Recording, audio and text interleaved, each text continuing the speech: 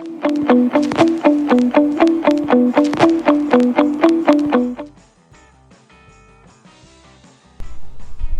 are now standing on an empty lot on the corners of County U and C outside of Anston, Wisconsin, once the site of Irene's Linger Longer.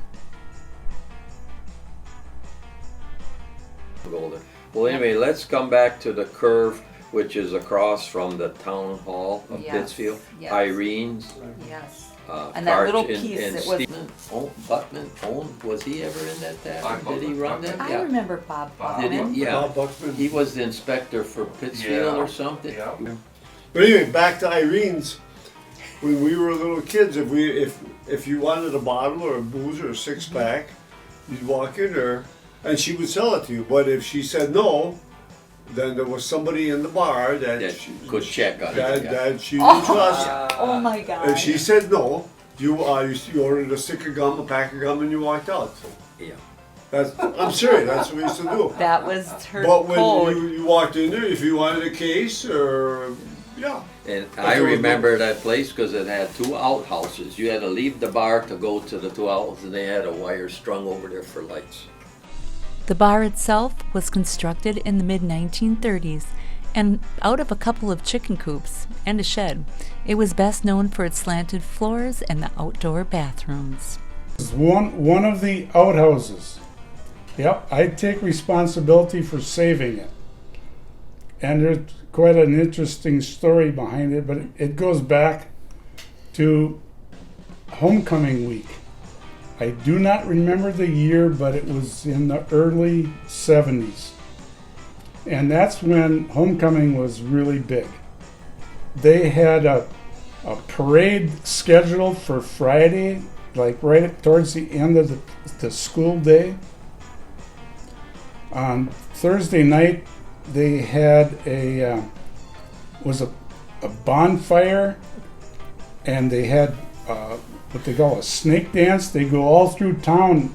They'd hold hands, and a leader would take them all through the town, and the kids would follow them. And I mean, they had all kinds of stuff. And each class would build a float, and they had a big parade on Saturday morning.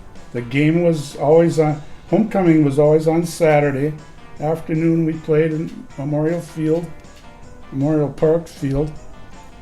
And anyway, Thursday night's bonfire, that was always, there was a vacant lot over by the high school that we practiced on, but they would hold a bonfire, and it was an organized one. The kids would go to, Super Runs was over here, and have them save boxes like for about a week. And not flatten them, So just they could to burn leave them them? big, right? Okay. And so there was a big pile of boxes that they would, and then the fire department, the volunteers would come and park the fire truck there just so it was safe. The burning. Right. Pretty much. Well, they'd actually light it. Oh, okay. And then they were there to make sure that nobody got burned, Sure. and then they waited for it to burn down, and then they'd water it down to make sure it wasn't going anywhere. And because it was just boxes, it ended up just being a bunch of ash, and I'd usually send a couple kids out there afterwards and rake it up, and it was good. We practiced on it. But anyway, during the week they were building up the boxes. The kids were bringing them from home, and back then there was a lot of workers that worked at the paper mills, and they had really big boxes of toilet paper that they would give them. So the kids were bringing them, and man, there was a pretty good sized pile of boxes. Wednesday night, the fire was on Thursday night. So Wednesday night, some of the guys, and I'm pretty sure they were part of the football team, went to Irene's, and they had a pickup truck, and they hijacked one of those outhouses and brought it to the burn pile where the bonfire is going to be, and put it up on the boxes. So everybody, when they saw that, they come there for the bonfire, they were seeing that, and they were all cheering, look at that, this is awesome. So I was there, of course, and I grabbed some of the football players and I said, "You guys know who put that on there?" They said, "Well, yeah, it was some of us guys." I said, "Okay, Did you know at that time that it was from Irene's bar? they were saying, the kids were, "Oh, that's from Irene's."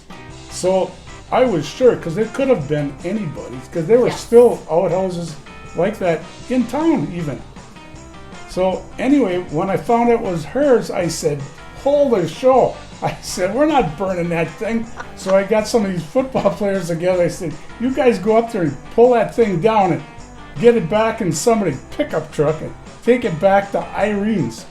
So I guess I was responsible for saving one of her outhouses.